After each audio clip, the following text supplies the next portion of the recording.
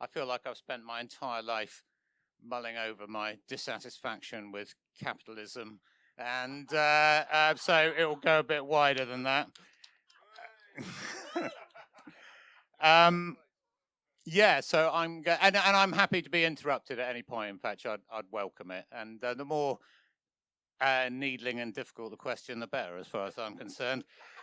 Yeah,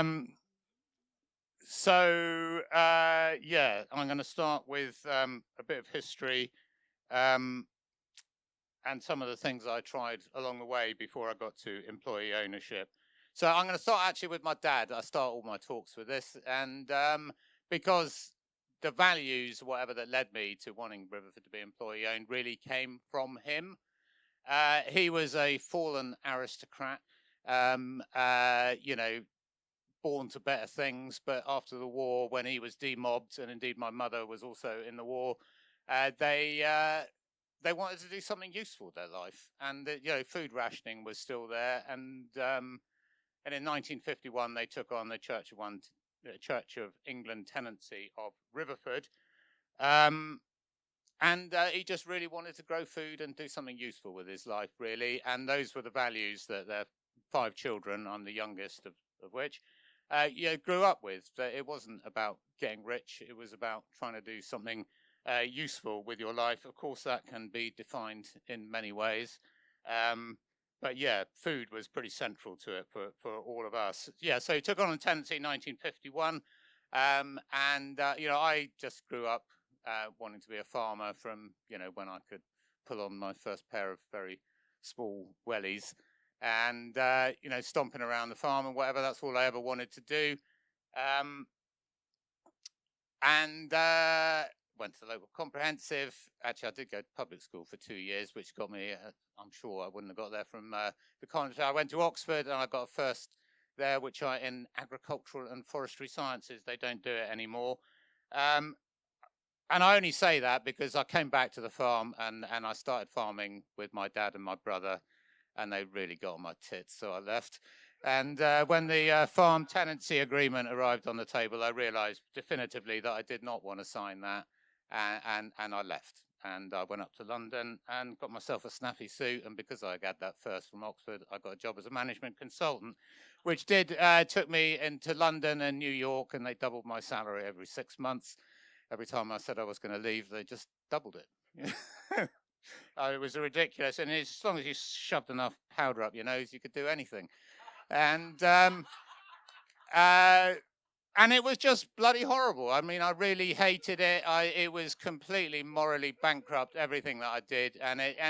Maybe that was the starting of my loathing of the capitalist process. Advising companies on how to offshore their production to get lower labor costs and so on. It was absolutely brutal. This was the 80s, remember? I did have some pretty impressive shoulder pads in my double-breasted suit. So when I finally couldn't stand it anymore and threw my keys into the Hudson River and sailed off into the Caribbean, thinking that maybe I'd be a deckhand on a boat for a bit. That didn't work for me either. And I came home for Christmas, and in some point in January, I can't remember. I was out in the field ploughing up my first field, and that's how Riverford started in 1987.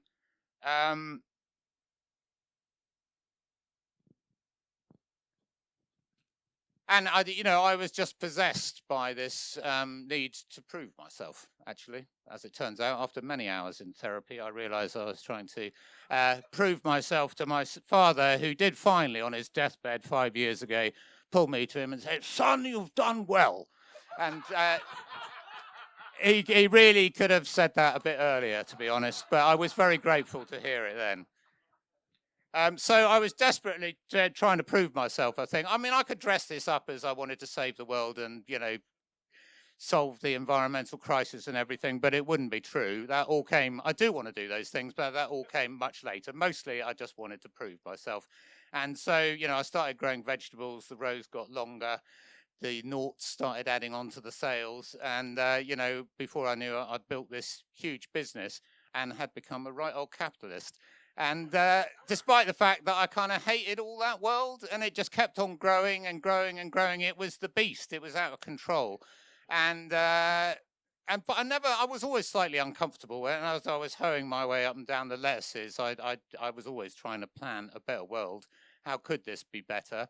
You know, how could you run a business better for the planet and people? These things were starting to evolve in my head, and I suppose my first attempt at that was I never wanted to run a big business. I thought 30, 50 people, I think I'd read somewhere, was a good social group.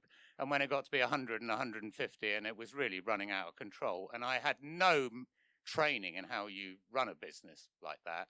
I mean, it was there were lots of things wrong with it. It was a very exciting place, but there were lots of things wrong with it. And in many ways, it was quite sort of a brutal place to work, I think, actually. And so I really didn't want to grow this big business, but I just couldn't fucking help it. And, you know, it kept on growing and growing and growing. And I think, like many entrepreneurs, of which there are few in the world, and they're mostly insane, but we really like to make things happen. That's what drives us. I don't think most entrepreneurs are not really interested in making loads of money. They just adopt that set of values because they don't know why the fuck they were put on this planet. You know, they just have to prove themselves in some way, and the only way to do it is getting bigger and bigger and bigger, and then buying a rocket and going to fucking Mars. You know, I mean, it is like, why do they have? They're all completely insane, and I realised that I was getting a bit insane myself, really. But I had this sort of tempering influence of probably my family, or quite largely kept me under control, I think, and. Anyway, so I didn't want to get bigger myself. So my first attempt at a different sort of business was forming a cooperative of South Devon organic producers. I think it was somewhere in the mid-90s, and the sales were really starting to grow.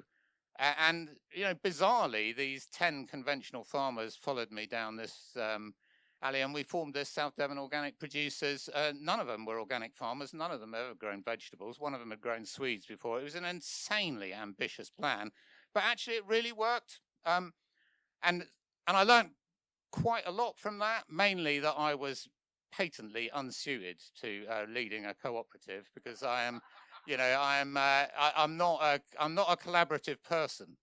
You know, I go off into a dark room and make my decisions. Really, I'm not good at consulting, and but actually it worked pretty well. So I founded a cooperative. Within 2 years, they'd voted me off the board. and actually, people who are these driven entrepreneurs, are not good people for setting up cooperatives, actually. I think it's quite sort of interesting how they evolve. And I think the best run cooperative that I've come across in this country is the Unicorn Grocery, which I bow down to. I just think it's the most fantastic organization. And they don't have manic egotists like me running it. You know, they are much more sort of collaborative. So, however, you know, we did get a lot of stuff done, and it takes fucking nutcases like me often to get things done. And it's that the people who are very collaborative often aren't massively innovative. I know I'm drawing massive sort of generalizations here, but I think with that, if you're trying to remove yourself from that really unpleasant, competitive, capitalist environment and put something else in place, that I think one has to recognize that there are costs to that. And I think one of them tends to be a lack of innovation, a reluctance to take risks, which I think characterized South Devon organic producers. And it did actually, fold comes into my head, but that's not a fair word. It sort of disbanded last year, but they are continuing as being a socially supportive group, and perhaps critically, they're continuing collectively negotiating their prices with Riverford, which is their sole outlet. So maybe I'll move on from South Devon organic producers. I've been quite provocative, but no one's asked a question yet, so I'll carry on. I'll have to get even more outrageous and provocative until someone does. I have actually had some management coaching since becoming employee owned, and Canada Gloria, how did she? Anyway, who also worked with Miriam on the Hardwick estate. Anyway, her advice to me was to be less frequently gratuitously offensive, and when I am, to apologize quickly and publicly. And it was a fine bit of advice. I hope I don't find the need to apologise today. So my next attempt at an alternative to capitalism was, okay, Riverford's growing really well. It's a regional box scheme. I don't think I ever described it as local. Could we go and do this in other regions? You know, could I help people to set up other box schemes? I didn't want to run all these big businesses around. And I had this vision of that there would be maybe 7 or 8 box schemes, and we would share marketing and IT and information and whatever, and would be stronger as a result, but that would all be individual schemes, and it would run regionally. And the first one was set up in Peterborough on Sacrowell Farm in, I'm going to say 2005, something like that, a bit earlier perhaps, with the Burgess brothers. Never enter into a agreement with anyone or any sort of business arrangement until you sat down and said, where do you want to be in 5, 10, 15 years time? And anyway, after a couple of years, we did ask where you want to be, and they said, we want to be on a Caribbean island with our feet up. And I can't help noticing that none of them are. But anyway, at that point, I said, well, this clearly isn't going to work. You better buy me out. And they offered me such a paltry sum. I said, well, fuck you. I'll offer you the same and I'll buy you out. So there you go. I bought them out and I ended up owning this thing, which was, anyway, that was a bit that. Before I actually did that, we'd started up 5 more of them. And it was, yeah, it was difficult, let's say. I was looking for farmers who might want to run their own box scheme, which requires a lot of, on quite a scale, you know, we're talking thousands of boxes a week here. I think 14,000 boxes a week was this was the heyday of the noughties where everything was growing like crazy. But that was the minimum level at which we thought it might be viable. And anyway, I have to say it didn't work. It was probably I'm going to pick out lessons from my experiences here. I think anything that's driven by a sort of philosophy is dangerous. You know, values and philosophy are important. But my philosophy there was this: that I just loathe brands. The fact you can go anywhere in the world now and you walk down the high street, and you've got the same bloody brands wherever you want. I did not want Riverford to be a brand that was the same, selling the same stuff over the country. So we'd have these individual box schemes, but we'd work together. Anyway, it didn't work. I never quite know whether it could have worked had I had the better management skills to make it work. No, I want to see that. That's it. We could put it there and we can both look at it, Peter. Anyway, so that was my second attempt at utopia, I suppose. At some point, I did actually read the book Utopia, and it is a very flawed vision. You know, utopia. I think it doesn't translate to mean no land or something. I.e., it doesn't exist. You know, so we are. You know,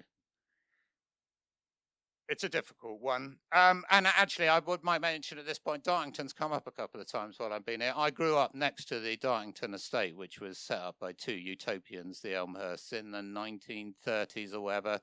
It's a fucking basket case.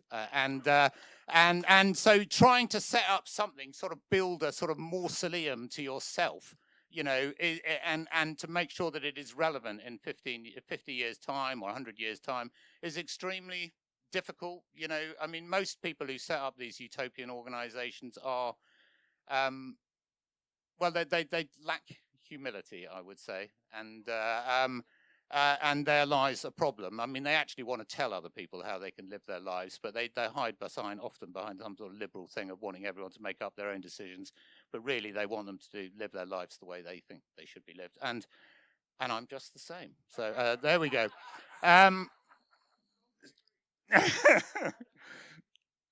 It's not a question, though. So now I'm going to move on to employee ownership, which I think is mainly what I should be talking about. There is one final chapter, actually, after this. But so employee ownership, I floated the idea with, we had a sort of staff committee. I can't remember whether it was elected or self-appointed. I can't remember. In the around about 2000, I'm going to say. And I had this idea, how about, I was already sharing the profits of the business with the staff, how about you give up your profit share and we accumulate that over, I think I worked out might be a 20-year period, and at the end of the 20 years, you own the business. And they told me where I could stick that. you know, they wanted the money and they wanted it today. So that was about 2000, and it went onto the back burner. But as I was working my way up the rows of lettuces and whatever, I carried on thinking about how this might work. And I think it was precipitated by meeting Stuart Hampson, who was then the chair of the Waitrose John Lewis partnership at the Royal Agricultural Show, where he was presenting me with an award, actually. I mean, we ended up having a conversation, and I probably aired some of my more outlandish views on capitalism. And he said, well, have you ever thought about employee ownership? And we had a conversation. He sent down a guy called Ken Templer, who he described as the guardian of the values of the John Lewis partnership, to talk through it a bit more.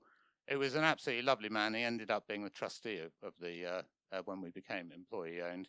And the thought started developing a bit, but then we had all sorts of chaos through the business, multiple website failures, and very close to bankruptcy and whatever. And I just couldn't think about anything else other than survival for about 10 years. And it came up again in 2015, where Rob, who was then Rob Howard, somebody might know him, used to work for the Soil Association. Yeah, he said, come on, guy, you've been talking about this for long enough. Are we going to do it or what? And I said, yeah, of course we're going to bloody do it. And he said, well, when are you going to do it? And we're going to do it in 3 years' time. And within 3 years, and we did. And it was a huge credit to him and Charlotte Tickle, who was I think we called her HR director at the time, who made it all work, because there was a lot of detail to go through and a lot of consultation, actually, and a lot of cultural change, which I was singularly ill-equipped to deliver, but they were much better equipped at it than me. And as I've already mentioned, Canada, this cultural kind of evolution was really important. So, I mean, the elements of employee ownership really are, you know, that the staff, now co-owners of the business, have a meaningful say in the future of the business, how it's run, and that they share in the profits of the business. That's, I would say, the main two elements of it. And there are two main routes to that. You can have an employee benefit trust, whereby the shares in the business are really held in trust, or the staff can individually own the shares. So you have direct ownership. Those are the two main ways. The John Lewis partnership, they're held in trust. And I would say we debated this forever, and I just couldn't make up my mind. Rob and Charlotte couldn't make up their mind. And in the end, we formed this committee of co-owners to debate it. And that was the first time, I'll probably start welling up a bit here, when I remember sitting in a room and them saying, it was probably dominated by the more management, higher paid staff, who would be the ones who would benefit from direct ownership. And they said, no, we want this to benefit everyone. And they collectively decided and persuaded me that the benefit trust model was the one to go by. So whereby the business is run for the benefit of the people who are in the business now, and when they leave, they just leave. They don't get anything. And the next person who comes along becomes the beneficiary. And I suppose it depends a little bit whether you believe. Well, I'll go right back to the beginning of my beef with capitalism. My real beef with capitalism is the assumption that the only way of organizing people and getting them to give their best is by appealing to their personal greed, which I just think is patently untrue. I think it's a lie about human nature, and I think it's just insulting to us all. And that is the basis upon which capitalism is built, and it's a very shaky foundation, to my mind. It may well be true of Elon Musk. I don't think it's true of most people. It may well be true of most people who reach senior positions in organizations and have shared benefit schemes and options and so on, but it's not true of most people, and I remain completely convinced of that, and that's why I wanted to have a different model. Anyway, we went for the employee benefit trust, and a little bit about the nitty-gritty of it. So how does it actually work? Well, so if you make any profits, somehow you have to decide how much you're going to retain for reinvestment. We retain 80% at the moment, and 20% is shared. And typically, I mean, during COVID, when we were making a shit ton of money, that they were getting like $3.5 grand each every June. More typically, it's about 1,000. I hope now they got me off their back, which I'll come back to, that we may be able to push it from 20 to 30%, which would be more typical of the level of that might be distributed to shareholders in a company, unless you're the owner of shares in a water company, in which else you'll pay out about 200% and borrow the rest. But anyway, that's another thing. So, but that would be the normal thing, and I hope we'll get to about 30%, and hopefully, we'll make loads of money, and everyone will be getting $3,000 a year. And it's the other thing is worth mentioning is that it's tax-free for the co-owners. And the other benefit worth mentioning is for the person who sells the business into employee ownership. I think we can thank Gordon Brown for this. We don't pay capital gains tax, so that's quite a big benefit and incentive, and I think why some people consider it anyway. As owners. So yeah, that's what we did. So the government, moving into employee ownership, there's things you've got to work out. Obviously the money, where's that money going to come from? If you're going to pay out the owner of the business, and Riverford was valued at 22 million, I decided I couldn't possibly spend 22 million. In fact, I couldn't spend more than 3 million. I just couldn't see how I could do it. But I just happened to be getting divorced at the time, so that had to be 6 million. So anyway, so that was the price that was set, 6 million for a business that was valued at 22 million by the accountants. And I think we had cash reserves, or somehow we managed to find 3 million. We borrowed the other 3 million from Triodos, and that's how it was financed. And I got my money over 5 years. Yeah, there we go. That's how that was for the first 74%. I kept 26%. I have to say, I'm still a little bit of a control freak, and at 26%, you do have some control over. And I kept the ability to sack Rob. I think he's very relieved when I sold my final shares. And so that's how it was set up. And the sort of, so yeah, there's the money side of it. You've got to borrow the money, you've got to decide the price, all that stuff. There is the governance side of it. You have to set up your governance structure, and I'll come back to that. And then there is, I would say, those things are really quite easy. The really tricky thing is the cultural thing. So I always looked at John Lewis and I said, why have John Lewis been so successful? I know they haven't done so well over the last 10 years probably, but why have they been so successful? And my conclusion was really that they gave fantastic customer service. And why do they give fantastic customer service? Because they have such well-informed and long-standing co-owners of the business, and I think that shines through. If you yeah. Sorry, just can you expand a bit on, when you keep mentioning the word cultural, can you just explain what you mean by cultural? Yeah, okay, well, it's a shame that Canada's not here, actually, but there are lots of elements to it, but I think being open to a more consultative decision-making process, and I was listening, I don't know whether some of you probably were in Miriam's talk yesterday, and she talked about the Hardwick Estates transition into being a trust. And one thing that has been a real eye-opener to me is just how you can make better decisions if you consult more widely. I have to say this was completely contrary to my nature. And it started in that early meeting when listening to the level of sophistication of thinking of people who, left school with very few qualifications, who don't have any management experience, but it seemed the idea that they have nothing to contribute to making these decisions, I had to massively reform that. They were asking questions, people off the shop floor that, won't all this consultation, won't this slow down the decision making and make us less flexible and responsive to the market and all this? Bloody hell, where did that come from? I don't know. I mean, they were having better conversations than I've witnessed happen around a boardroom table. And I over the last 7 years, I've become a huge fan of industrial democracy, actually. I think having a better representation of people, in the decision-making structure, that's normally the boardroom, is incredibly important. I didn't actually write that into the Constitution, but I kind of wish I had done. Instead, we have quite a conventional board, pretty conventional people running a business in a fairly conventional way. And then we have an elected staff council, who appoint essentially the trustees who have the ability to control the board, which really means sacking Rob if they're not happy with the way he's running the business. I mean, let's be brutal about it. That's ultimately what it comes down to. Also, quite critically, they set pay. They set everyone's pay through a remuneration committee. So they set my pay. They set. Let's Rob's be pay. clear, Guy. You do love Rob.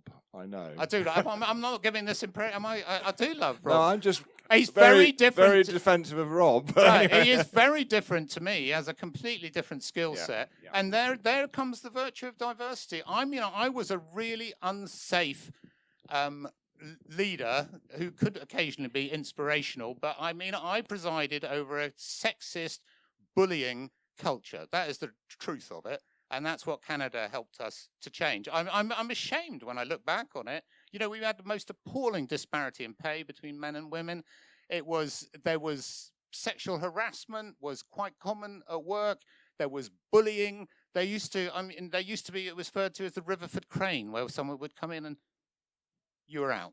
There were lots of, in many ways we were a wonderful company doing really wonderful things, but there was stuff going on within it, which I now look back with, discomfort and to embrace that change. I actually feel really proud about that we were, that change happened really. Canada said she was astounded by how quickly it changed. And I was so stubborn, but couldn't possibly be me that was the problem. Surely not. It couldn't be. And anyway, she took me for a walk in the woods, I remember one day, and she put me straight.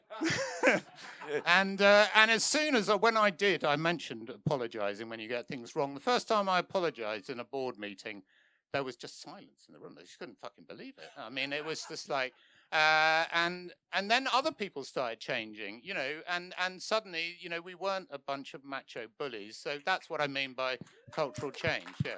I think we can applaud all that, Guy, definitely, because I think a lot of us have known you for a very long time, and I think you have changed. And to be fair, and you wrote something once called "Big is Beautiful," which took me a bit back by surprise, because I was like a Schumacher fan, and I was running a very small box scheme, and I thought, shit, now I'm in trouble. Yeah, I was unnecessarily abrasive. I don't quite know why, but I all the flaky idealists or whatever, I don't know why I had to pick a fight with them, but it was like it was compulsive, and I know I upset a lot of people. So there you go. I'm sorry. It all has a place. It all has a place.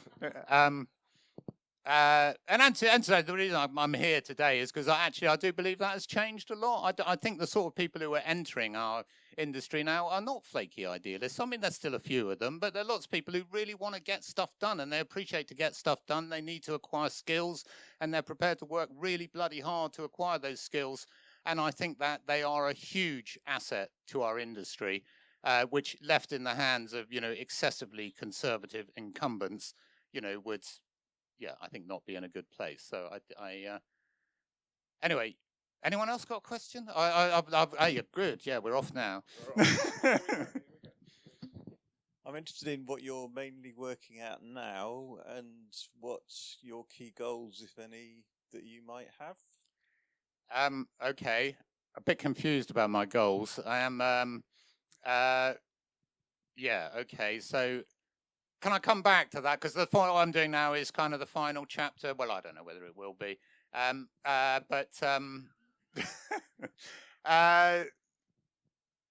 know. Have we done it? But any more questions on employee ownership? I will. God, we're only halfway through. Bloody hell. Yeah, Alan. Or no, please. Yeah. No, sorry. Yeah. Hiya. I think it's very admirable the way that you're sort of owning up to, well, your previous shitness, basically. And I think we could all do with being more blunt and open about the ways that we've contributed to sexist and racist cultures and all that stuff.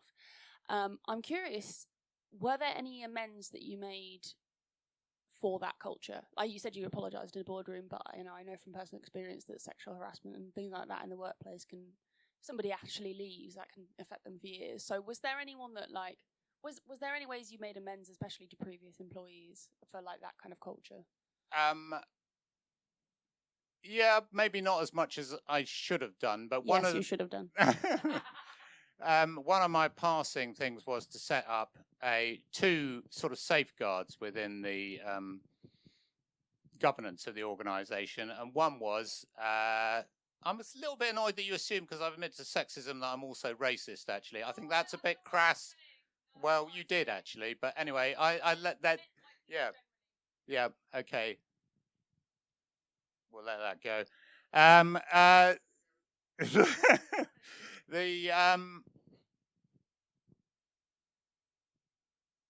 We set up a form of redress for co-owners who had felt they had been mistreated, which I have been reasonably active in. You know, essentially a kind of whistleblower thing that you could, and that there would be actually it was Ken Templer who I'd mentioned was the guy who would then adjudicate over that. And we have a similar thing for suppliers. And actually the suppliers one, to my knowledge, has never been used, but the co-owner one has been. And it was in the relatively early days when I think the culture was still changing, but yeah, there was, you know, so where I did intervene, and I think we all felt a bit embarrassed about having that held up as a mirror, and that was a motivation to change. Whereas actually someone had blown a whistle about something that had happened that was clearly wrong, and they had been victimized and hounded out of the business as a result. And I got to know about it, and you know, there was an apology and some. So yeah, I guess there was an apology. So there was some redress. Actually, another part of becoming the governance, and it relates to the governance, but probably also the culture, is you have to. Well, I was advised by the lawyer that I had to write down my founder's wishes. So, which is essentially how the business should be run into the future. And I thought, well, that would be easy because everyone knows what I want. And that was kind of interesting because no one knew what the hell I wanted. You know, I mean, I'd made lots of assumptions. You know, assumption makes an ass of you and me. I mean, there is a lot of truth in that crass saying, and actually, having to be quite specific about what I meant and how the business was going to be run, and conceptions of fairness and equality and so on were you know, that had to be committed to paper, and what did it actually mean? That no one should ever earn more than 9 times, actually it was 8 times at the time, the lowest paid, including all benefits, and we should all have the same benefits. There's no company cars for the boss, no parking space and whatever, no Medicare and whatever, it was the same for everyone. Stuff around how suppliers should be treated, stuff obviously around the environment, and some things around accessibility and wanting our food to be available and accessible to all, which I think actually the staff council did raise that this was an area that we'd failed in. We have become progressively more expensive since becoming employee owned, actually, which is something that I have quite a big problem with. That kind of quite harsh culture did keep costs down. You know, I mean, it was people were pushed hard. Then they're not now. The benefits are much better. People are better paid.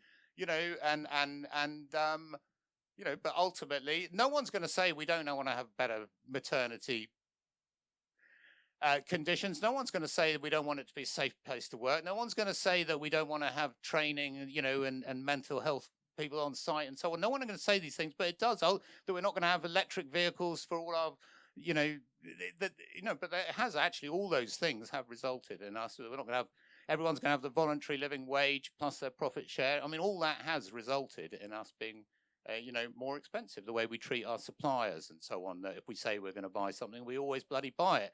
One year we bought it and we bloody gave it to FareShare. You know, that's how much we honoured our contracts. You know. Anyway, so that was the founder's wishes, and shall I move on to the final chapter and ask this gentleman's question? Another one? No, Alan, go on. I was just going to ask you if you. Sorry, I was just going to ask you if you could expand a little bit upon how you got through the 2007-2008 financial crash. And also you mentioned that, you know, your sort of meditation was walking up and down the lines of lettuces with a hoe in your hand. So my next question was, did you still manage to get out surfing during that time? Blimey, can't remember. 2002, it seems such a long time ago. I think that coincided with, it was a difficult time in terms of customers, but I think that was when we had a complete IT meltdown, which actually that might have been 2000, it was a little bit earlier. But honestly, we had multiple website launches, you know, and it was just a complete disaster. So that just preoccupied everyone. Honestly, we were so much on the edge of not being anymore. So that was just consumed everyone, as I remember. So that kind of eclipsed what was a dreadful time for the organic market. Yes, and I'm remembering now, sales did, I think they might have declined very marginally, but mostly they just stopped growing. That was the end of the November 2007, which just happened to be when Keith Abel sold Abel and Cole, was the end of the exponential growth that we've never seen again, and it leveled off, but we kind of did okay. And they say, well, I do still try and surf, and it's pathetic. I mean, I just can't get to my feet quick enough, but I still enjoy trying. I do surf, yeah, still quite a lot. That's what I love doing, yeah. On to the final chapter with 20 minutes to go. Okay. So the final chapter, having sold the first 74% for 6 million quid, when I sold the next 26%, I didn't want there to be any negotiation. I'd done that, I just said, so let's say, when we sell it, it's just going to be 4 times EBITDA. I don't know. That's broadly 4 times profit for those who aren't. It's profit adding back depreciation and before tax. So, anyway, it's a definition that's used by accountants quite a lot. And normally businesses of our type, we were quite a sexy business then, probably still are now, with typically valuations of 6 to 12 times. Abel and Cole was sold at about 30 times EBITDA. So. Anyway, so that was the deal, and so when it came, and then we carried on being employee owned, and doing things, and I think I should say some of the good things about employee owned, if I may, at this point. I mean, I think it is a lovely place to work, and staff turnover has massively declined. It is. I'm very, very proud of it, and Peter said something at the beginning of that. The day, June the 6th, 2018, was, I think, probably the best day of my life. I mean, I felt, oh Christ, I'm going to start welling up now. My father was still alive then, who, as you probably gather, was quite a big influence in my life, and he was there in his wheelchair, and he lived to see it, and anyway, I wish my mother had been as well. So, because she's also a huge influence on the kind of food side of the business. So then I told her for 7 times EBITDA, and it just so happened that the 3 qualifying years happened to be the COVID years. And I'm sorry for those who all had a dreadful time through COVID, but I made a shed load of money. And Riverford ended up with £20 million in the bank. Can you believe it? I mean, it was a fantastic time for anyone who was delivering stuff. We should never celebrate this because it was so miserable for so many people. But anyway, and I sold my shares at the end of that, and for more money than I could ever have dreamed of, which I have, given a fair amount of it away to various things. But it is so, and so now, but some of it went to buy this farm up the hill, which I'd always really liked. It was where I used to cycle as a 6-year-old on a Saturday and go and build dams in the valleys with my mates and whatever. And it came up for sale. It was the final farm in the estate, the Church of England estate, which was sold. And I had this money and we bought it. It was actually cheaper than buying a 4-bedroom house in Totnes, buying the whole bloody farm. So, and as Geety, my wife, wanted a garden, I said, well, you can have a whole farm. So we bought, and I thought I'd just have a dog and a few bullocks. And I was quite inspired by Helen Browning was doing rosé veal at the time, and I thought maybe I'd do that. But I just can't help growing vegetables. Within a few years, the plough was out, and we were growing vegetables on the most unsuitable, 1 in 4 stony slopes and whatever. So to answer your question, that's what I'm doing now. And here we have Maddie and Johnny, and anyway, they who are all from Badderford, part of the Badderford Collective. So this is the final chapter. Will it be? Who knows? Who knows? So I bought this farm and we started growing vegetables with this nutty Bulgarian called Milan, who has taught me all about compost. It taught me quite a lot, actually. And other than social skills, it's even worse than mine. We started growing vegetables, and then we started meeting a few people. Fred and Ronnie, who run Vital Seeds, they came and they wanted to rent a couple of acres. That's fine. Yeah, that sounds good. I love what you do. I'm really interested in, seed saving and so on. So that was fine. And then Mandy runs Incredible Vegetables Perennials. she approached us, and she put up some polytunnels for her, and she set up, and then Sophie, who does Red Earth Dyes, is it? And then Ruby, who grows herbs, and then Aidan, who does intensive horticulture.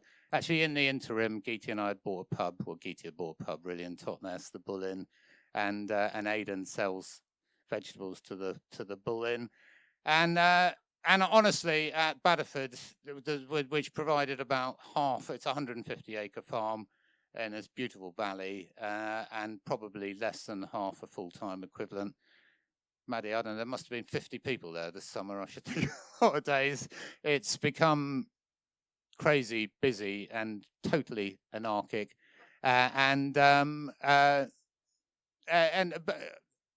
Anyway, some people come over from Riverford sometimes. They're always changed. There are always people who don't like the change, and they say, oh, this is like Riverford used to be, and so on. Actually, it's much better than Riverford used to be, because I think people are looked after much better. Anyway, so it's this sort of ragtag attempt at utopia, and I kind of come back to my dad again, who in his later years bought a small holding down near the coast, and that became a sort of commune with various people that he met on the road or whatever, and he said, oh yeah, you can come back and live there, it'll be all right. And another shed went up, another caravan, and whatever, and he ran this sort of, I suppose it was a commune really. This is, anyway, I don't know, we're sort of feeling our way along. There is no plan.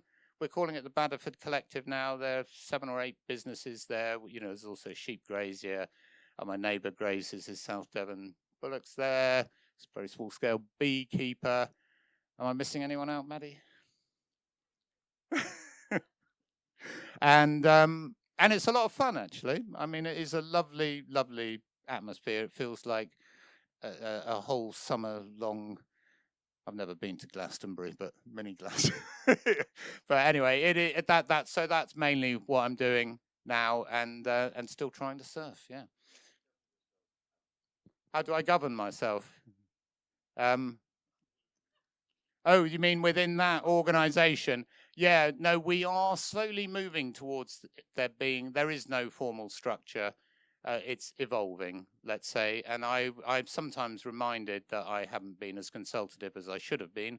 A couple of times I've invited people who wanted to join the collective, and I've been told, no, Guy, you said you'd ask us, and we don't like them, so they're out. And indeed, they were out. So I don't know how it'll probably be left in some sort of trust, not hugely dissimilar to the Hardwick model, I imagine. I don't know. We're evolving towards it. I just hope we sort it out before I die, because it would be a bit of a nightmare for someone to sort out in its current state.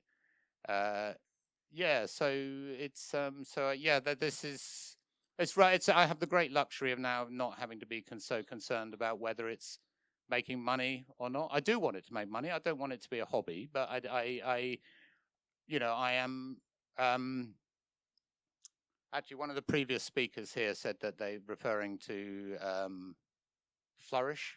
She said that it was shaped by the people, meeting the needs of the people within it. I like that, and I think that's quite true of Badderford. So that's how we're evolving, and we will end up with some formal structure at some point, but it's not there yet. Anyone from Badderford want to add to that?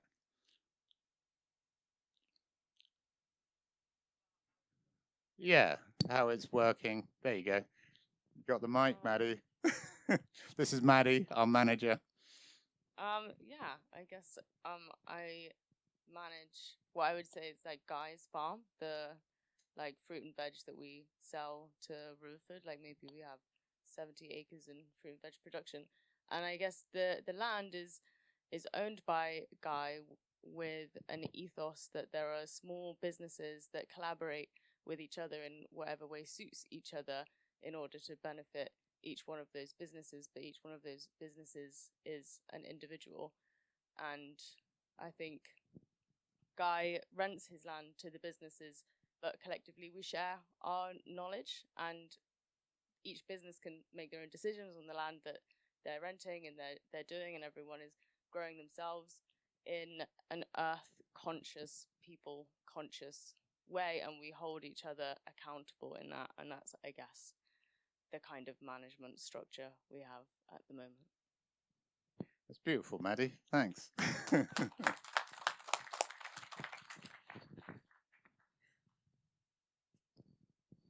Anybody else?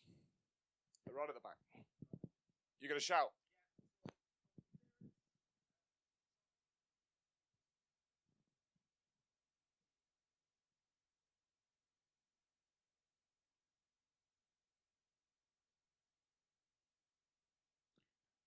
I don't see why not. I think everything's always easier if you're on one site. I mean, we have many sites and we have got, I don't know, 400 people out in vans every day delivering. It's much easier to maintain that sort of culture and build on it if everyone's meeting every day. I'm a great fan of informal communications. I hate formal meetings. I hate board meetings. You know, I'd much rather make a decision. In fact, if you want to talk to me quite often, you've got to come out in the field. We'll go for a walk and go and do something. You know, so that sort of informal structure, which works much better in small businesses, I guess, is what I've always wanted. And there is I remember reading stuff on social theory, and you know, at what point a feeling of mutual accountability starts breaking down. I mean, it can vary, but I would say somewhere between 30 and 150 people. A lot of people say 50 is about the level. That when you get beyond that, you need to formalize systems of accountability in a way that I think, you know, I've always longed to live in a world where you didn't need those. I hate systems. I mean, it's my main beef with Riverford now is why can't we just fucking get on and do things? It's not part of the plan. What does it matter? Fuck the plan. You know, let's just do it. And you can't do it without there being a system, and it just completely drives me nuts. And that's kind of why I'm quite happy to be, you know, at Badderford. Though, having said that, and I don't want to leave the pit that I'm dissing Riverford, because I think they just do a bloody fantastic job, and they do stuff that I could never have done in a much better way with skills that I don't have. Anyway, but I see no reason why it shouldn't work on a small scale. In fact, the smaller, the easier, really. Yeah. The big problem with becoming employee ownership is the value, really. I mean, if it's worth a lot of money because it has a lot of assets or something, then that's, you know, how are you going to raise that money? That becomes a problem. And I probably should say, as far as I know, we are the only employee-owned business. Actually, I'll take except John Lewis. But when I sold it, it wasn't just, you know, it was the land, the buildings, the intellectual property, all of it, which is quite unusual, actually. Most people keep some of that back. So, you know, yeah. Anyway, I hope I answered that. Any more?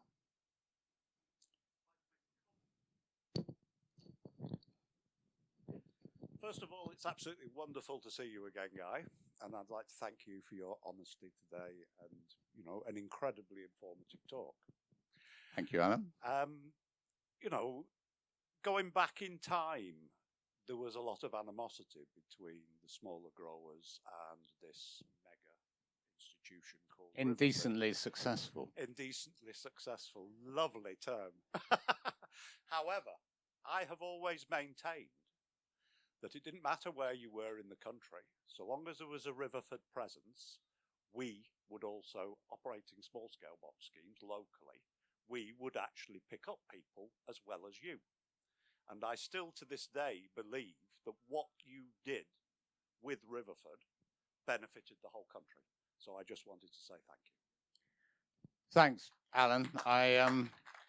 It has been, you know, it has been difficult, and I know I'm guilty of this myself, but I mean, most successful people in business get there by doing quite unpleasant things. I'm sorry, they often, but not everyone. And if you tarnish everyone with that brush, you remove the kind of reward, incentive, whatever, for people who do behave better. Anyway, I suppose I do the same myself, actually. I assume every big successful company must be led by a bunch of bastards. And I continue to be bemused by how people can make the sort of decisions that BP make to this climate change and so on. Anyway, but I think one should always try and give people, you know, have the hope that their motivations are better. And I genuinely believe that most people are better than the way they behave within these the problem is the organizations And as I said, I think at the beginning, there's a prevailing assumption that the only reason anyone would do anything is if it's a